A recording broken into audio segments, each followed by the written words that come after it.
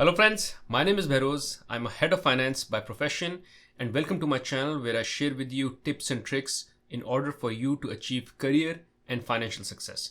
Now in today's video, I will talk about kind of a combination of both the two together, which is career and personal finance, how to get paid more for whatever work that you're doing in your 9 to 5 capacity. So whatever job you have, how to get paid more for the job that you're doing, how to increase your salary. Now for the purpose of this video, I have 4 hacks to share with you. And the last one is my favorite and most lucrative in order for you to increase your salary. So make sure you stay tuned till the end of this video. Now before going into those 4 hacks, I have a request for you.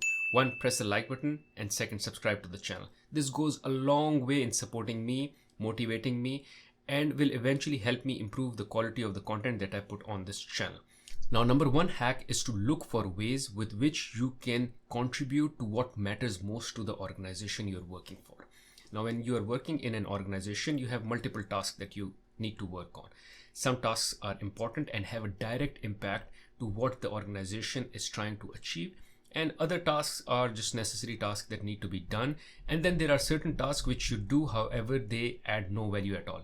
So what you need to do is you need to figure out exactly what is that the organization is trying to achieve and what matters the most to the organization, and hence start working on it. So let's take for an example, if the organization, if their priority is to improve the profitability, then you need to start working on projects or tasks which will improve the profitability of the organization.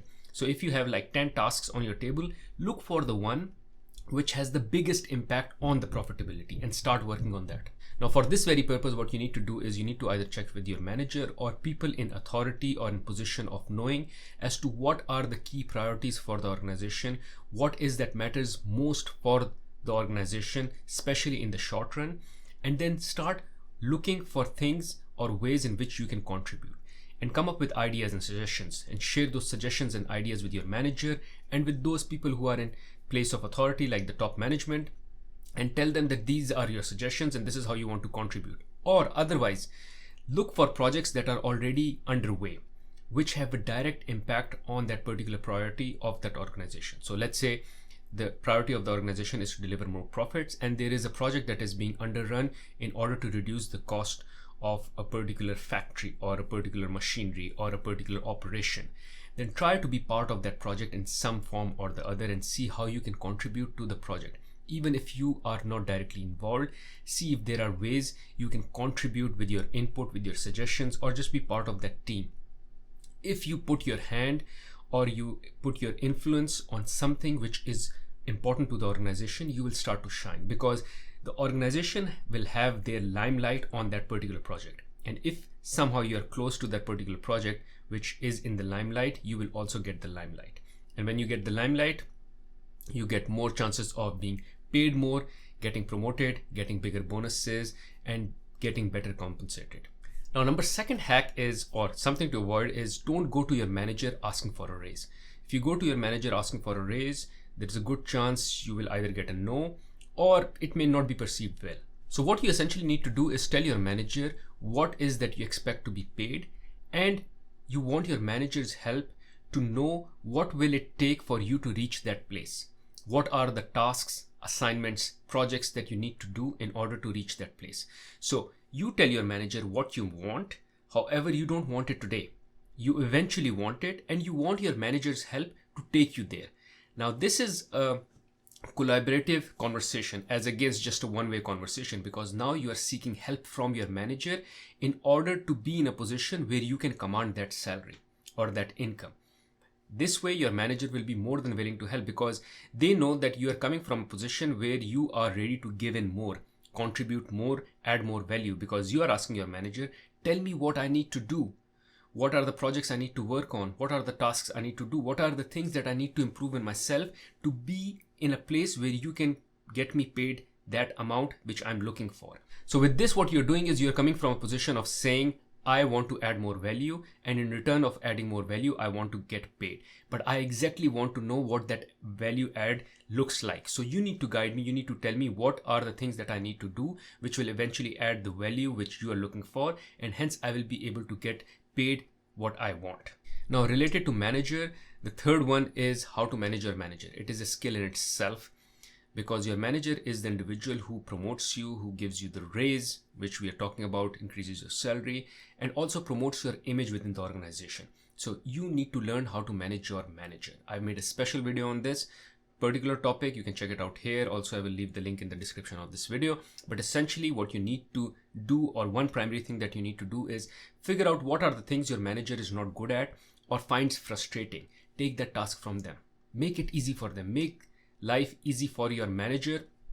If the work setup or the work life is easy for your manager, they will be very happy for you, because you are someone who is making it easy for them to work on things which they enjoy, and hence you are taking the task which they don't like or they are not good at and trying to make it easy for them, because the task which they don't enjoy or they are not good at usually takes more amount of time from them, and they don't enjoy it, and maybe they are not good at it either.